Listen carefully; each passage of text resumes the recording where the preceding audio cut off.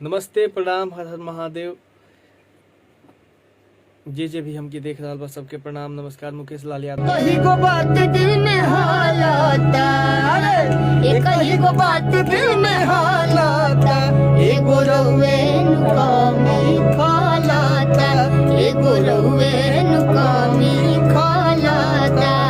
कि सब सुख भरल बाटे आंगनैया, हम बनी हर रउआ बनी मुंबईया। सब सुख भरल बाटे आंगनैया, हम बनी घर रउआ बनी मुंबईया। सबक भी बाटे सिंगरवा भी बाटे, मम्मी पापा लहुरा देवरवो भी बाटे।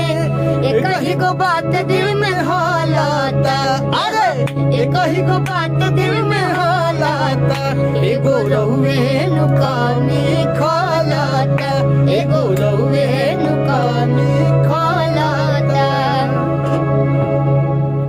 टाइगर सिंह पलामू देख रहे हैं क्या हमको?